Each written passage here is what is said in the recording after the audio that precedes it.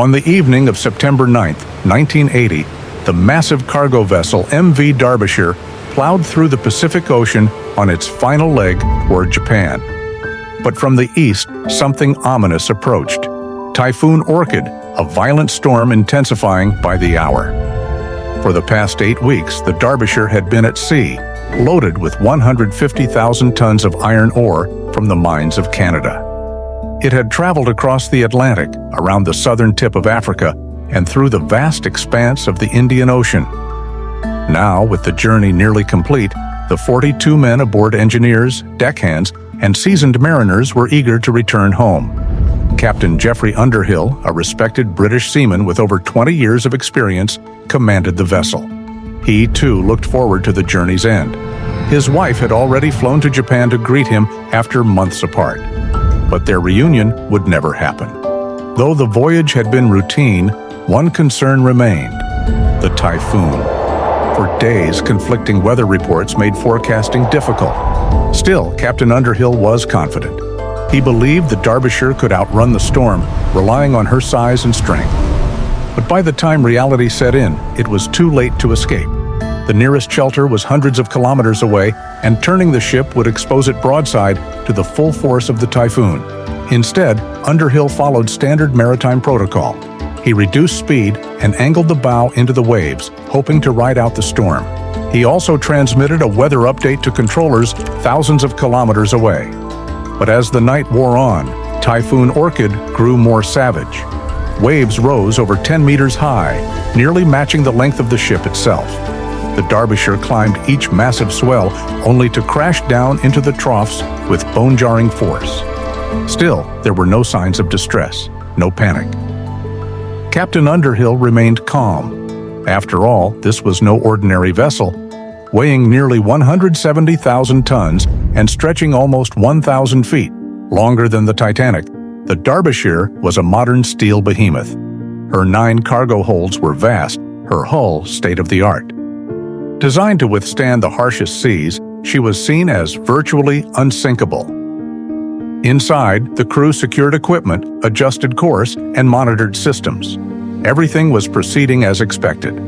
But outside, unseen and unstoppable forces were already conspiring to bring the ship down. By dawn, the MV Derbyshire had vanished. All 44 people on board, gone without a trace. No distress call, no emergency signal, just silence. For 6 days, there was no official response. The ship's owners didn't even report her missing, perhaps assuming radio contact had simply been lost. But by September 15th, concern turned to alarm. A multinational search was launched. Planes and ships swept the area near the last reported location. They found nothing. No debris, no life rafts, not even an oil slick. Within a week, the search was called off. Authorities concluded that the Derbyshire had succumbed to the sea, and the case was closed. But for the families of the lost, something didn't sit right. The search had been rushed, the explanation far too convenient. The media lost interest, and officials refused further investigation, but the families refused to stay quiet. One father, Peter Rudder, had lost his son aboard the Derbyshire. But Rudder wasn't just a grieving parent. He was a seasoned ship surveyor who understood maritime engineering. When he started digging, he uncovered disturbing facts.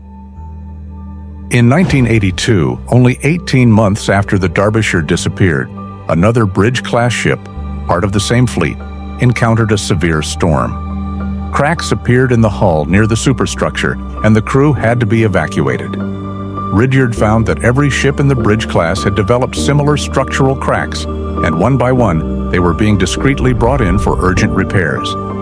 Then came an even more alarming discovery. The Derbyshire and its sister ships weren't built exactly as designed.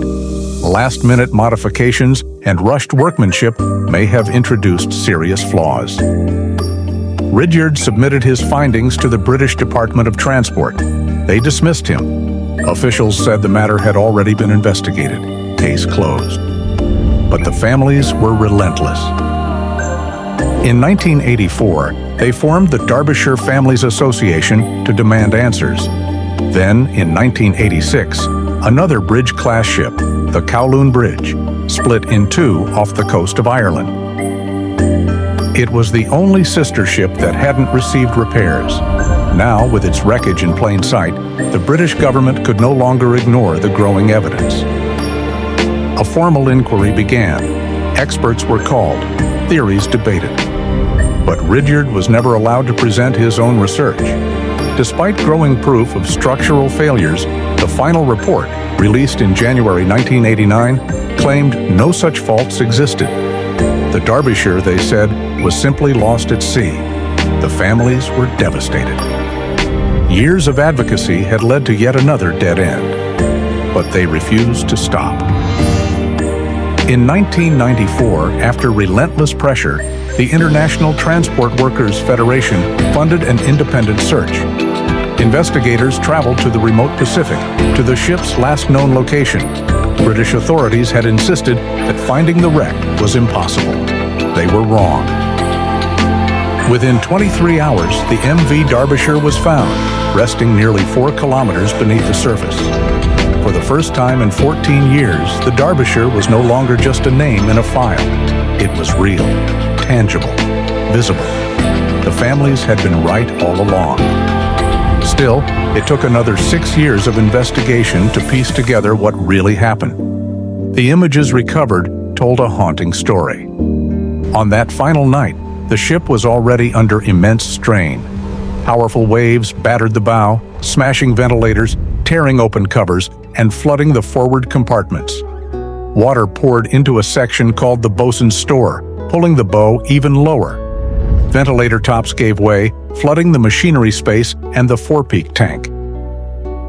With each compartment that filled, the ship sank deeper, exposing more of its deck to the waves.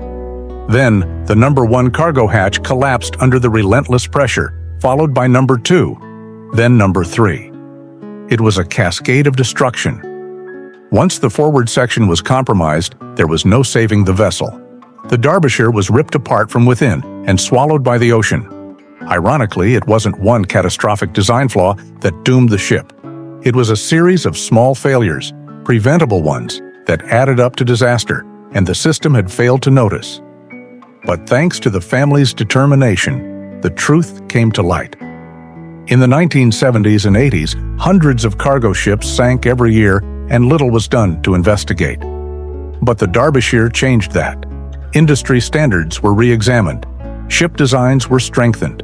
Inspections became stricter. Because the families refused to be silenced, future mariners would be safer. In fighting for justice, they changed maritime history and gave voice to those lost at sea. If this story moved you, and you want to uncover more hidden truths from the depths of history, don't forget to give this video a like. And make sure to subscribe to the channel so you never miss the untold stories we bring to light. Your support helps keep these voices from the past alive.